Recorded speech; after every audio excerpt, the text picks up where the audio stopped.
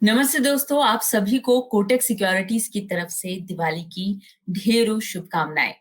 रोशनी, रंगोली और मिठाइयों के साथ-साथ दिवाली मौका है नई शुरुआत का। स्टॉक मार्केट में कदम रखना चाहते हैं, इन्वेस्टमेंट क्या है इसे समझना चाहते हैं, तो ये सेशन आपके लिए है। ये सब कुछ समझाने के लिए हमारे साथ एक बहुत ही खास मेहमान है।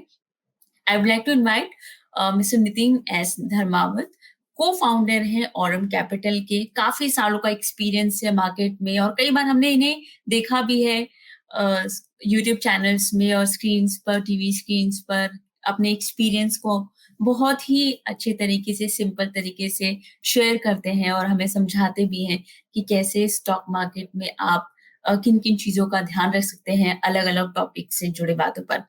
तो चलिए शुरुआत करते हैं इस स्पेशल दिवाली स्पेशल शो की।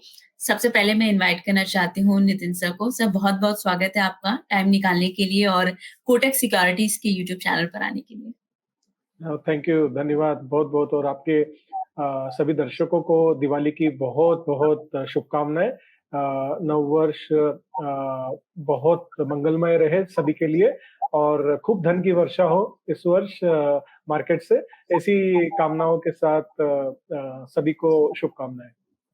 तो मेरा पहला क्वेश्चन यही है, सिंस द टॉपिक इज़ कि ज़ेन ज़ी किस तरह से अपने इन्वेस्टमेंट्स को स्टार्ट कर सकते हैं एंड किन चीज़ों का, किन बातों का ध्यान रखना चाहिए उन्हें, अगर वो प्लान कर रहे हैं इस बार दिवाली में निवेश की शुरुआत करने की। आजकल हम देखते हैं कि जब भी कोई नया फ़ोन लॉन्च होता है या कोई नई एक्सपेंसिव बाइक लॉन्च होती है, हम देखते हैं कि रात से यंगस्टर्स हैं, एक पूरी भीड़ उमड़ जाती है, लंबी कतारों में खड़े रहते हैं लोग। एक अवेयरनेस तो है सेविंग्स रिलेटेड अपनी चीज़ों को खरीदने के वक़्त। सेविंग्स करके अपनी मनपसंद चीज़ों को खरीद तो रहे हो, लेकिन आप अपने मनी को ग्रो कैसे कर सकते हो इन्वेस्टमेंट्स के ज़रिए और तब अपने ड्रीम्स कैसे फुलफिल कर सकते हो? देखिए, सबसे महत्वपूर्ण चीज़ है कि आप अपने अर्निंग के सोर्सेज़ को बढ़ाएँ, ठीक है? जी, और जो अर्निंग हो रही है, उसमें से आप एक्सपेंसेस जो हो रहे हैं, उनको कम करने की कोशिश करें, सो दैट आपकी सेविंग ज़्यादा से ज़्यादा हो और जो सेविंग्स हो रही है, उसको इमीडिएट वापस से एक्सपेंस में ना कन्वर्ट करें। उसको कोशिश करें कि इन्वेस्ट करें और थोड़े लंबे समय के नज़रिए के साथ इन्वेस्ट करें। 3 से 5 साल, 10 साल अगर नज़रिया हो मिनिमम, तो बहुत अच्छा होगा क्योंकि जो मार्केट है स्टॉक मार्केट के नज़रिए से ही बात करूँगा। तो स्टॉक मार्केट का जो नज़रिया आप रखेंगे, उसमें थोड़ा लंबा अगर टाइम पीरियड रखें, तो वो ज़्यादा अच्छा होता है। क्योंकि अल्टीमेटली आप स्टॉक मार्केट में जब इन्वेस्ट कर रहे हैं, तो वो आप बिज़नेसेस में इन्वेस्ट कर रहे हैं और बिज़नेसेस को बढ़ने में, स्टेबलाइज़ होने में टाइम लगता है। तो जब वो बिज़नेस ग्रो होते हैं, तो आपका इन्वेस्टमेंट जो आपने निवेश किया है, वो भी उसकी वैल्यू भी बढ़ती जाती है। इसमें कोई गलत नहीं है कि आपकी एस्पिरेशंस हैं कुछ सामानों को खरीदने की, चाहे वो फ़ोन्स हों, चाहे वो घर हों, चाहे वो गाड़ियाँ हों, चाहे वो बाइक्स हों, चाहे कार हो, इसमें कुछ गलत नहीं है। एस्पिरेशन सबकी होती है, होना ही चाहिए। एस्पिरेशन से ही आदमी मोटिवेट होता है। परंतु इन चीज़ों के साथ-साथ हमें ये चीज़ का ध्यान रखना चाहिए कि हम चादर उतनी ही हमारे पैर उतने ही फैलाएँ जितनी हमारी चादर हो। अगर हम अपने पैर ज़्यादा फैलाएँगे चादर से, तो वो थोड़ा महँगा पड़ सकता है हमें और हमारे लॉन्ग टर्म के जो ऑब्जेक्टिव्स हैं, उनमें कॉम्प्रोमाइज़ करना पड़ सकता है। तो आप करिए इन पे खर्च, इसमें कोई खराब खराब नहीं है, बट तब कीजिए जब आपके पास सब्स्टेंशियल सेविंग्स हो जाए। आप एक 50,000 की सैलरी अर्न कर रहे हैं और अगर आप 1.5 लाख का एक फ़ोन ले रहे हैं, it will not justify because ये 3 महीने की आपकी सैलरी ले जाएगा। 3 महीने की salary, I am not talking about the savings, savings और ज़्यादा भी होगी क्योंकि आपके दूसरे एक्सपेंसेस भी होंगे, मंथली एक्सपेंसेस होंगे। तो आप वो ईएमआई पे खरीदेंगे, फिर उसको ईएमआई पे खरीदेंगे तो वहाँ पे आप इंटरेस्ट पे कर रहे होंगे। तो ये बड़ा महँगा सौदा है और लोगों को मैं देखता हूँ कि वो खरीदते हैं, इसमें कुछ गलत नहीं है, बट हमें थोड़ा-सा इसमें अगर हम ध्यान रखें before we spend any money, become more rational, थोड़ा हमारी बुद्धि लगाएँ और अगर हम पैसा बचा के बिना ईएमआई के, बिना हमारी सैलरी को कॉम्प्रोमाइज़ किए हुए, हमारी जो सेविंग्स हैं उसको अगर बिल्ड करके अगर हमारे पास पैसे हैं, तो करें तो ज़्यादा मज़ा है। बिल्कुल। सर आपने बहुत सही बात बोली कि एस्पिरेशंस होना ज़रूरी है, होने चाहिए हर किसी के लिए लाइफ़ में, लेकिन साथ-साथ अवेयरनेस भी होनी चाहिए कि आप उन्हें फुलफ़िल कैसे कर रहे हैं, ये बहुत इम्पोर्टेंट फैक्टर होता है। तो सर हमने कोविड के टाइम पे देखा था कि कई सारे डीमैट अकाउंट्स ओपन हुए थे और यंगस्टर्स ने स्पेशली काफ़ी बढ़-चढ़ कर पार्टिसिपेट किया था स्टॉक मार्केट में। लेकिन जो एक सबसे इम्पोर्टेंट सवाल यहाँ पर है कि आप मार्केट में एंटर तो कर रहे हो, आप शायद 2-3 अपने फ्रेंड्स से या फिर कहीं और से कुछ एडवाइसेस लेकर आप स्टॉक्स भी बाय कर रहे हो, लेकिन ये एक लॉन्ग रन के लिए काफ़ी नहीं है। So what is the importance of financial literacy and early investing in for Gen Z? बहुत ही महत्वपूर्ण क्वेश्चन है ये फाइनेंशियल लिटरेसी का, और ये बहुत क्लोज है मेरे हार्ट के। फाइनेंशियल लिटरेसी जितना जल्दी हो उतना अच्छा है। और इनफैक्ट ये स्कूल से शुरू होनी चाहिए। अनफॉर्चुनेटली स्कूल्स में ये नहीं है आज। अगर आप अपने छोटे बच्चों को बहुत अर्ली स्टेज में फाइनेंशियल लिटरेसी, सेविंग्स, इनकी एक इम्पोर्टेंस समझाएंगे, तो वो उनके एक बहुत स्ट्रॉन्ग फाउंडेशन देगा आने वाले समय में। और आप देखेंगे हमारी फैमिलीज में, जब हमारी फैमिली स्ट्रक्चर बहुत ज्यादा स्ट्रांग हुआ करते थे, तो वो सेविंग्स पे बड़ा जोर हुआ करता था। तो कंट्री की सेविंग्स भी बहुत हाई थी। अभी सिंस हम बहुत न्यूक्लियर होते जा रहे हैं, और जो एक बड़ी फैमिली का कंसेप्ट है वो कम होते जा रहा है। और उसकी वजह से एक और जो इम्पैक्ट हो रहा है वो हो रहा है कि हमारे एस्पिरेशंस भी बढ़ रहे हैं, जैसा हम आप पहले बात कर रहे थे। तो जब एस्पिरेशंस बढ़ रहे हैं और ये लिटरेसी नहीं है, ये हमारी एजुकेशन नहीं है, हम अवेयर नहीं है, तो हम हमारे पास जो पैसा आता है हमें पता नहीं होता है, और हम स्पेंड कर देते हैं विदाउट अंडरस्टैंडिंग कि इसका इम्पैक्ट क्या होगा आने वाले समय में, जब हमारे पास ये सामान तो होंगे, बट पैसा नहीं होगा और हमें पैसे की ज़रूरत होगी। तो वो उस टाइम पे हमें बड़ी दिक्कत होती है। तो वो may be health insurance, health में अगर कहीं आपको इश्यू हुआ और आपके पास पैसे नहीं है तो प्रॉब्लम होगी। आपके पास रिटायरमेंट का पैसा नहीं है तो फिर आपको प्रॉब्लम होगी। बहुत सारी चीज़ें हो सकती है। तो एक अगर लंबे समय के लिए हम प्लान करें और उस हिसाब से निवेश करें तो ज़्यादा अच्छा होगा। और फाइनेंशियल लिटरेसी बहुत अर्ली स्टेज पे अगर हम स्टार्ट कर लें इसके साथ, जितनी जल्दी, मतलब अगर आप छोटे बच्चों को अगर स्टार्ट कर पाए ये 5 इयर्स 7 इयर्स की स्टेज से, तो ये बहुत बहुत स्ट्रॉन्ग फाउंडेशन देगा उनको। अगर आपने नहीं भी किया है, आप बड़े हो गए हैं, तो भी कोई प्रॉब्लम नहीं है। जब जागो तब सवेरा है। आप फाइनेंशियल लिटरेसी पे ध्यान दीजिए। आप अपने आप को एजुकेट कीजिए, क्या क्या इन्वेस्टमेंट के एवेन्यूज हैं, उनमें क्या रिस्क है, कैसे निवेश किया जाए, सेविंग्स की क्या इम्पोर्टेंस है, वो सेविंग से कैसे कंपाउंडिंग काम करता है, इन्वेस्टमेंट कैसे कंपाउंडिंग के साथ काम करता है और कैसे रिजल्ट देता है। इन चीज़ों को अगर समझें, हम थोड़ा टाइम दें, तो ये बहुत हेल्प करेगा। हम एक शर्ट खरीदने जाते हैं या एक मोबाइल खरीदने जाते हैं या एक छोटा-सा कोई सामान भी खरीदने जाते हैं, तो बहुत रिसर्च करते हैं। परंतु जब हम स्टॉक लेने जाते हैं या हम कोई निवेश कर रहे होते हैं, तो शायद हम उतना रिसर्च नहीं करते हैं। और हम, जैसा आप बोल रहे थे कि आप एडवाइस ले लेते हैं अपने फ्रेंड्स की, दे मे और मे नॉट बी क्वालिफाइड, तो वो थोड़ा नुकसानदेह हो सकता है आपके लिए। तो आप थोड़ा वो ध्यान रखिए कि आप राइट एडवाइजर सेलेक्ट कीजिए, या अपना खुद का नॉलेज बढ़ाइए। अगर आप एडवाइजर नहीं चाहते तो अपना खुद का नॉलेज बढ़ाइए। ये हो सकता है कि शुरू में आप गिरे और संभले, आप शुरू में गलतियां कर सकते हैं। आप ट्यूशन फी पे करेंगे मार्केट को, जो हम बोलते हैं अक्सर कि नए लोग ट्यूशन फी पे करते हैं। शुरू का बिगिनर लक हो सकता है पैसा कमाए, बाद में आप नुकसान करें उसमें, बट दैट्स ओके। आप इतना बड़ा नुकसान ना करें कि आप मार्केट से बाहर हो जाए परमानेंटली, क्योंकि मार्केट ही एक तरीका है जहां पे आप लंबे समय में निवेश करके अपने एस्पिरेशंस को फुलफिल कर पाएंगे। बिल्कुल। सो सर बहुत सही बात बोली कि जो वैल्यू है मनी की एंड सेविंग्स की, वो कहीं न कहीं घर से और स्कूल से ही शुरू होनी चाहिए। आपने जब अपनी शुरुआत की थी, सबसे पहली शुरुआत की थी, आपने कैसे अपना होमवर्क तैयार किया था? आप अपना एक्सपीरियंस शेयर करें।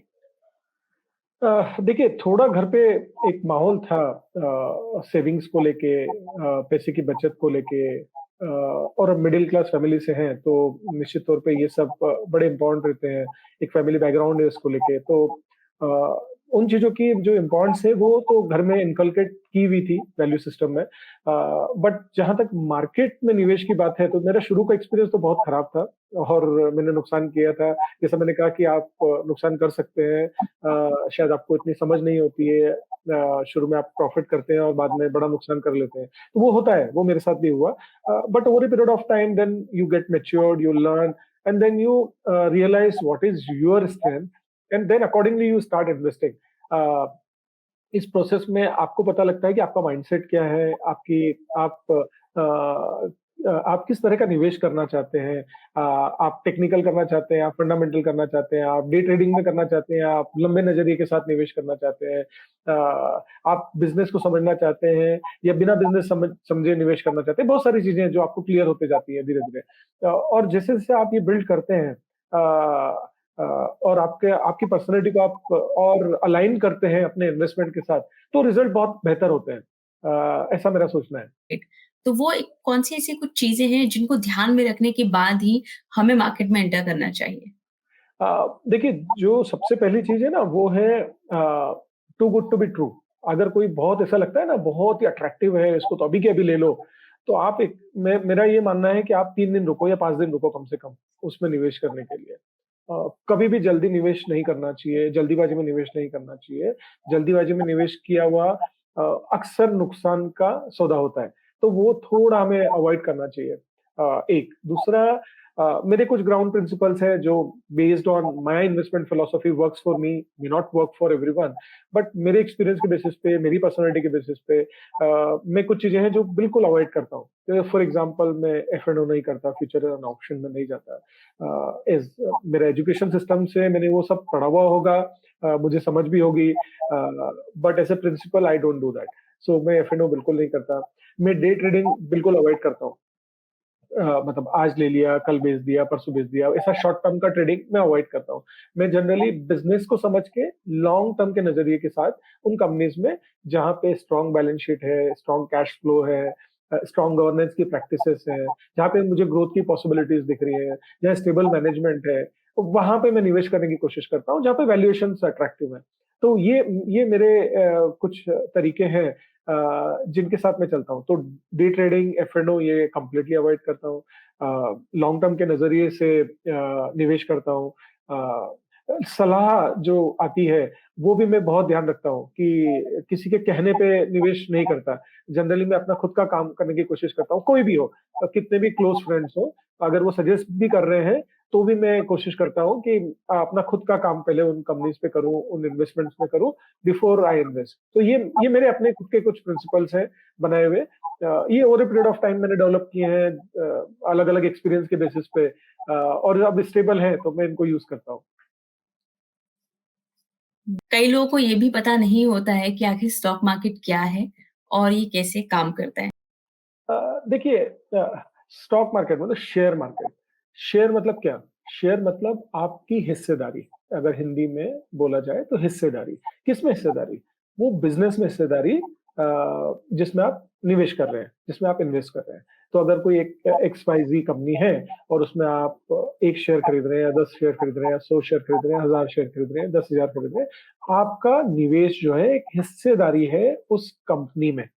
ओके, ये एक अलग-अलग प्रोपोर्शन में हो सकता है। प्रमोटर का जो है वो बड़ी हिस्सेदारी है, तो वो प्रमोटर है। जो आप हैं माइनॉरिटी शेयर होल्डर्स हैं, तो आपकी छोटी हिस्सेदारी है, बट आपकी फिर भी हिस्सेदारी है, उसको हम नकार नहीं सकते। एक शेयर भी लिया आपने तो आप उसमें हिस्सेदार हो गए कंपनी में। तो आप बिज़नेस में निवेश करने का पर्सपेक्टिव रखिए हमेशा। तो जो आपका क्वेश्चन है कि शेयर मार्केट में को कैसे समझा जाए? तो शेयर मार्केट को ऐसे समझा जाए कि हमेशा जब भी आप निवेश कर रहे हैं, आप बिज़नेस में निवेश कर रहे हैं, किसी बिज़नेस में पैसा डाल रहे हैं। अभी बिज़नेस के प्रॉस्पेक्ट को समझिए, बजाए कि शेयर की प्राइस में पैसा डालने के। अक्सर लोग इसमें कन्फ्यूज़ हो जाते हैं। वो देखते हैं कि शेयर की प्राइस जो है वो ₹10, ₹100, ₹1000 या ₹10,000 या लाख रुपए। कुछ शेयर एक शेयर ऐसा भी है जो लाख रुपए का है। तो वो थोड़ा कंसर्न रहते हैं कि मैं ₹1 वाले में डालूँ या ₹1000 में डालूँ। ₹1000 वाला तो बहुत महँगा लगता है उन्हें और ₹1 वाला सस्ता लगता है। बट मेरी जी। बात मानिए, ₹1 वाला बहुत महँगा हो सकता है और ₹1,00,000 वाला या ₹50,000 वाला शेयर फिर भी सस्ता हो सकता है। बिकॉज़ उसके बिज़नेस के पोटेंशियल्स अलग हैं, बिज़नेस के प्रॉस्पेक्ट्स अलग हैं, बैलेंस शीट अलग है, कैश फ्लो अलग है, तो दोनों चीज़ों में फ़र्क हो सकता है। अ, तो जब भी आप निवेश कर रहे हैं, जब भी आप शेयर मार्केट को समझने की कोशिश कर रहे हैं, आप बिज़नेस का नज़रिया रखिए कि वो बिज़नेस क्या है, वो बिज़नेस क्या कर रहा है, उसकी उसकी जो फाइनेंशियल्स हैं, वो कितने स्ट्रॉन्ग हैं, इन चीज़ों का ध्यान रखिए। मार्केट में इन्वेस्टमेंट्स के क्या-क्या ऑप्शंस अवेलेबल हैं ऐसे लोगों के लिए जो नई शुरुआत करने वाले मार्केट में विथ लिमिटेड फंड्स? देखिए, अगर आपके लिमिटेड फंड्स हैं और आपको बिल्कुल नॉलेज नहीं है मार्केट का, तो mutual fund can be a better option for you, जहाँ पे आप ₹500 के मिनिमम इन्वेस्टमेंट से भी पैसा डाल सकते हैं, है ना? तो mutual fund can be better option for them while you are doing that and if you have interest, अगर आपका इंटरेस्ट है मार्केट में समझने के लिए, आप नॉलेज बिल्ड कीजिए और फिर डायरेक्ट निवेश की कोशिश कीजिए और स्टेप बाय स्टेप जाइए। एकदम से मैराथन रन करने की कोशिश मत कीजिए, है ना? पहले आप एक 100 मीटर दौड़िए, फिर एक 500 मीटर दौड़िए, फिर एक 1000 मीटर दौड़िए, फिर एक 5 किलोमीटर दौड़िए, फिर एक 10 किलोमीटर दौड़िए। इस तरह से वो मैराथन के लिए बिल्ड कीजिए अपने आप को। ये मैराथन रेस है, ये बिल्कुल स्प्रिंट नहीं है, ये 100 मीटर की रेस बिल्कुल नहीं है। ये बहुत-बहुत लंबा नज़रिया वाला शेयर मार्केट जो है बहुत लंबे नज़रिए वाली जगह है। तो उस तरह से अपने आप को बिल्ड कीजिए। कि आखिर स्टॉक्स को आइडेंटिफाई कैसे किया जाए? ये स्टॉक अच्छा है या ये स्टॉक खराब है? किन-किन पैरामीटर्स को ध्यान में रखना चाहिए और कौन-कौन से फैक्टर्स कंसिडर करने चाहिए when choosing stocks to invest in? नहीं, देखिए बड़ा अच्छा क्वेश्चन है और इस पे मैंने बहुत कंटेंट क्रिएट किया हुआ है। इनफैक्ट मेरा खुद का ये मानना है कि जो ट्रेनिंग है स्टॉक मार्केट की, वो अगर आप फ्री में दे सकें लोगों को, तो बहुत अच्छा होगा। समझा सकें लोगों को आसान भाषा में। तो इसके मेरे कुछ वीडियोज़ हैं, जिसमें मैंने ये टॉपिक बहुत एक्सटेंसिवली कवर किया है कि आपको स्टॉक्स कैसे आइडेंटिफाई करना चाहिए, कंपनीज़ कैसे आइडेंटिफाई करना चाहिए, बिज़नेसेस को कैसे जज करना चाहिए। अगर आपके पास कोई टिप आ रही है ना? तो उसको कैसे इवैल्यूएट करना चाहिए, बजाए कि ब्लाइंडली उसमें पैसा डालने के। क्योंकि टिप्स जो होती हैं वो रिवर्स काम करती हैं, तो वो टिप्स आपको पिट्स में लेके जाती है ना? तो पिट मतलब गड्ढा, गड्ढे में लेके जाती है। ज़्यादातर वो गड्ढे में ही जाते हैं लोग। तो आप थोड़ा वो ध्यान रखिए और बहुत सारे फैक्टर्स हो सकते हैं।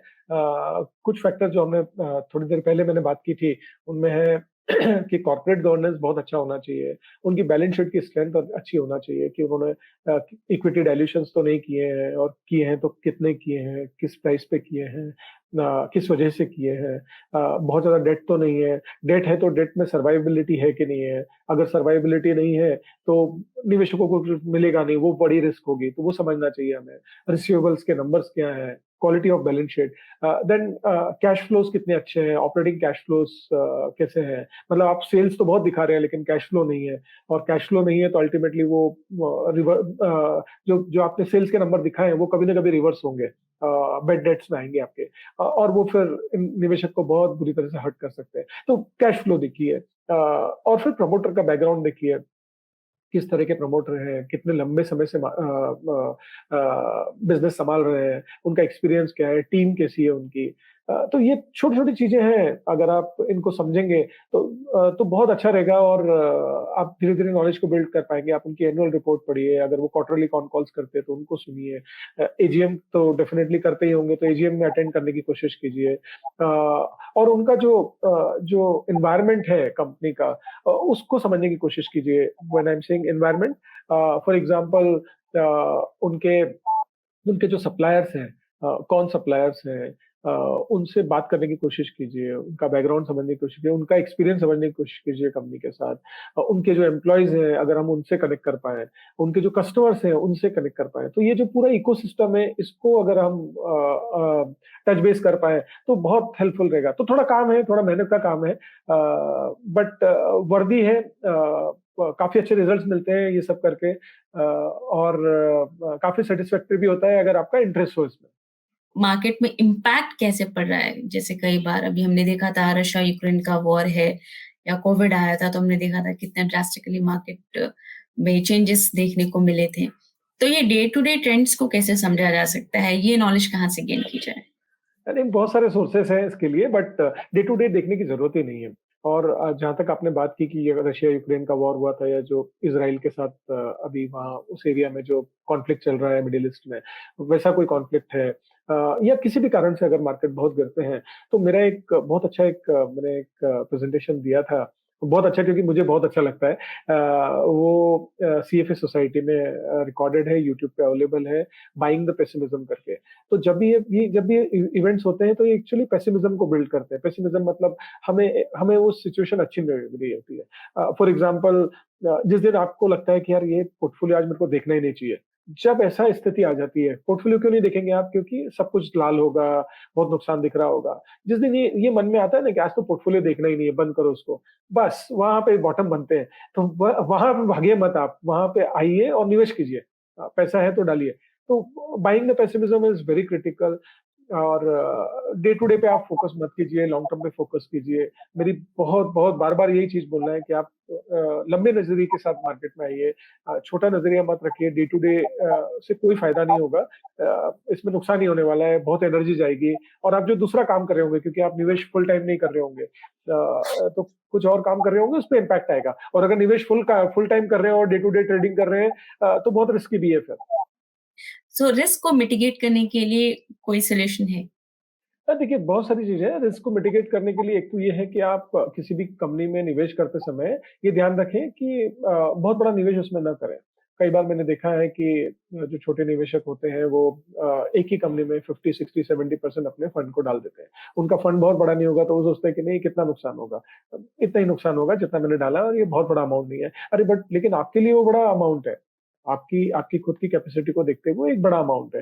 तो आपको ध्यान रखना चाहिए कि जब आप ये निवेश कर रहे हैं, वो उतना ही बड़ा है जो एक बड़े इन्वेस्टर्स के लिए है। आपके परसेंटेज वाइज वो एक बड़ा अमाउंट आप डाल रहे हो आपकी कैपिटल का। तो आप बहुत बड़ा एक्सपोजर लेंगे, तो अगर आपको डाउन साइड हुआ तो बड़ा झटका लग सकता है। तो वो थोड़ा ध्यान रखना चाहिए। एक निवेश करते समय किसी भी एक कंपनी में, किसी भी एक स्टॉक में एक 5% का एक थंब रूल रखना चाहिए कि उससे ज्यादा हम निवेश ना करें अपनी कैपिटल का। सो दैट अगर नुकसान होगा और वो जीरो हो गया, जीरो ही होता है, क्योंकि आप अगर एफ एंड ओ नहीं कर रहे हैं तो जीरो होगा, एफ एंड ओ होगा तो जीरो से भी ज्यादा हो सकता है, वो नेगेटिव भी जा सकते हैं आप। तो जब आप 5% का ही कैपिटल का नुकसान होगा, तो बाकी की 95% कैपिटल आपकी दूसरे स्टॉक्स में रहेगी। तो थोड़ा हमें वो रिस्क को मिटिगेट करने का एक तरीका हो सकता है कि आप एक अपर लिमिट रखें किसी भी एक कंपनी में, और एक ओवरली इंथुजियास्ट होके बहुत बड़े निवेश को करने से बचें। आप करते हैं और उसमें फायदा होता है, it can change your life, but on the other side it can take you back several years also. और आपका कॉन्फिडेंस भी खत्म हो सकता है। तो वो थोड़ा आपको ध्यान रखना चाहिए जब आप ऐसे निवेश कर रहे हैं तो। डाइवर्सिफिकेशन करना बहुत ज़रूरी है, बहुत ज़रूरी जब है, भी आप बिल्कुल, इन्वेस्टमेंट कर रहे हैं, बिल्कुल। बिल्कुल। सर, एक और क्वेश्चन था मेरा इसी से रिलेटेड हुए कि आप डाइवर्सिफाइड पोर्टफोलियो तो बना रहे हैं, लेकिन एक और बहुत बड़ा कंसर्न होता है लोगों का कि ठीक है, हमेशा बात होती है कि स्टॉक मार्केट में जब गिरावट आ रही है, so it's the best time to buy new things and invest more, ठीक है? लेकिन कई बार हम कन्फ्यूज़्ड इस चीज़ में रहते हैं कि बाय कब करना है? होल्ड करना है तो कब तक करना है? और सही समय क्या है इस स्टॉक से बाहर निकल जाने का या इसे सेल करने का? देखिए, हमारे 4 फैक्टर हैं किसी भी निवेश से बाहर निकलने के लिए। अगर ये 4 फैक्टर होते हैं, इनमें से कोई भी एक फैक्टर हमें दिखता है, तो हम कॉल लेते हैं उस स्टॉक से बाहर निकलने का। अदरवाइज़ वो हम स्टॉक में जनरली बने रहते हैं, मे बी 1 साल, 2 साल, 3 साल, जितना भी समय तक इनमें से कोई भी अगर ब्रीच ना हो। पहला है corporate governance issue. Corporate governance issue हुआ, स्टॉक कुछ भी हो, हम निकल जाते हैं उसमें से। Corporate governance issue basically impact करता है हमारे जैसे माइनॉरिटी शेयर होल्डर को। भले ही आपके पास 100 शेयर हो, 1 लाख शेयर हो, आप फिर भी माइनॉरिटी है, तो आप इम्पैक्ट हो सकते हैं अगर कॉर्पोरेट गवर्नेंस इशू है। और अगर आपके जो प्रमोटर है उस कंपनी के वहां पे वो आपको शॉर्ट चेंज कर रहे हैं, तो अगर वो यहीं पे शॉर्ट चेंज कर रहे हैं तो वो वहां पे वेल्थ बनने के चांसेस बहुत कम हो जाते हैं। जनरली हिस्टोरिकली हमने देखा है कि ऐसी कंपनीज में परफॉर्मेंस नहीं आते हैं। सेकंड जो हमारा रीजन होता है वो है कि हमने कोई गलती कर दी है ना? हमारे हमारी अंडरस्टैंडिंग में कंपनी को, या हमारी अंडरस्टैंडिंग में उनके वैल्यूएशंस को, हमारी अंडरस्टैंडिंग में उनकी फाइनेंशियल्स को, अगर हमने वो गलती कर ली है और वो लगता है कि ये रिवर्स नहीं होने वाली है, मतलब ये वापस से नहीं आने वाली है, हमारे जो वैल्यूएशन का कैलकुलेशंस था या हमारे ग्रोथ के जो हमने एस्टिमेट्स लिए थे वो रिवर्स नहीं होंगे, ये तो खराब ही होने वाले हैं यहाँ से और कभी वापस नहीं आएंगे। तो फिर हम वहाँ पे एग्जिट लेते हैं। अगर वो रिवर्स होते हैं, क्योंकि टेम्पररी हेडविंड्स सभी कंपनीज में हो सकती है, हेडविंड्स के समय खरीदना हमारे लिए एक अच्छी अपॉर्चुनिटी होती है, लेकिन वो हेडविंड हम सोच रहे हैं 3 महीने का है, वो 1 साल चल गया, हम उससे नहीं डरते, हम वो कंटिन्यू करते हैं जनरली वहां पे। वैल्यूएशंस का डिस्कम्फर्ट है, तो ये तीसरा रीजन होगा। जहां पे हमें लगता है कि ये वैल्यूएशंस बहुत ऊपर बढ़ गए, तो हमने एक स्टॉक खरीदा 100 रुपए पे, and with multiple other parameters for valuation. और आज वो stock for example in 2 years 3 years multi bagger हो गया है, और उसकी वैल्यूएशन नहीं है, तो हम डेफिनेटली उसमें से एग्जिट लेंगे। उसके बाद वो कितना भी ऊपर जाए नीचे जाए, हम उसकी परवाह नहीं करते। या फिर एक स्टॉक लिया और 100 रुपए पे, और वो बिल्कुल नहीं चला, 1 साल 1.5 साल हो गया, और उसके वैल्यूएशंस और खराब हुए, और वो लगा कि वो रिवर्स नहीं होंगे अब, तो फिर हम उसमें लॉस लेंगे, अदरवाइज हम बने रहेंगे। और फोर्थ रीजन होगा कि हमें कोई बेटर रिस्क रिवॉर्ड अपॉर्चुनिटी मिली, मतलब ये स्टॉक को छोड़ के, इस वैल्यूएशन को छोड़ के सामने हमें कोई बेटर रिस्क रिवॉर्ड अपॉर्चुनिटी मिल रही है, तो फिर हम एक कॉल लेंगे। वो एक सबसे लास्ट कारण होगा, बट पहले 3 कारण बहुत इंपॉर्टेंट है। बेटर रिस्क रिवॉर्ड बहुत ही कम केसेस में हम करते हैं, unless until we find really suitable opportunity which can replace the existing one where we are not very comfortable with the valuations. कौन-कौन से ऐसे मे बी आप 3 स्ट्रैटेजीज़ हमें बताएँ, जो ज़ेन ज़ी को फॉलो करना चाहिए बिफोर स्टार्ट इन्वेस्टिंग? मैं जो चीज अभी तक बोला है ना, उसी को मैं समराइज करता हूँ। बहुत ही बढ़िया क्वेश्चन है, क्योंकि ये लास्ट क्वेश्चन है, तो हम समराइज कर सकते हैं। तो पहली बात तो ये है कि आप लॉन्ग टर्म का नजरिया रखिए स्टॉक में इन्वेस्ट करने के लिए, शॉर्ट टर्म में मत सोचिए। दूसरा, अवॉइड कीजिए ऐसी चीजें जहां पे वेल्थ कंप्लीटली डिस्टॉर्ट हो सकती है, खत्म हो सकती है, डिस्ट्रॉय हो सकती है, और सिर्फ वेल्थ डिस्ट्रॉय नहीं होगी, नेगेटिव भी हो सकती है। स्टॉक जाएगा तो जीरो जाएगा, लेकिन अगर एफ में आपने किया और अगर आप गलत गए और आपने वहां रिस्क मैनेज नहीं किया, तो वो नेगेटिव भी हो सकता है, आपकी बाकी की वेल्थ भी उसमें डूब सकती है। तो F&O, ट्रेडिंग, डे ट्रेडिंग, ये सब अवॉइड कीजिए, शॉर्ट टर्म की चीजें अवॉइड कीजिए, लॉन्ग टर्म के टॉनिक को लीजिए और लॉन्ग टर्म के टॉनिक के साथ दौड़िए मार्केट में। थर्ड चीज जो है वो है सेविंग्स कीजिए, इनकम के सोर्सेज बढ़ाने की कोशिश कीजिए, ज्यादा से ज्यादा सेविंग कीजिए और निवेश करते जाइए लॉन्ग टर्म के नजरिए से। अगर आप डायरेक्ट इक्विटी में इन्वेस्ट नहीं कर सकते और समझ नहीं है, तो म्यूचुअल फंड आइडेंटिफाई कीजिए। बहुत सारे म्यूचुअल फंड है, काफी अच्छी इंडस्ट्री है, आपको रीजनेबल रिटर्न्स देती है over a long period of time, हमने देखा है, तो आप वहां पे जाइए। और अगर आप बिल्ड कर सकते हैं नॉलेज स्टॉक मार्केट में, तो आप नॉलेज स्टॉक मार्केट में बिल्ड कीजिए और फिर यहाँ पे भी निवेश कीजिए विद दैट नॉलेज। बहुत-बहुत शुक्रिया हमारे साथ जुड़ने के लिए। थैंक यू बहुत सो बहुत मच सर। धन्यवाद। सभी दर्शकों को एक बार फिर से दिवाली की शुभकामनाएँ देना चाहती हूँ। Wishing you all a very happy and prosperous Diwali. Happy Diwali. Investments in securities market are subject to market risks. Read all the related documents carefully before investing.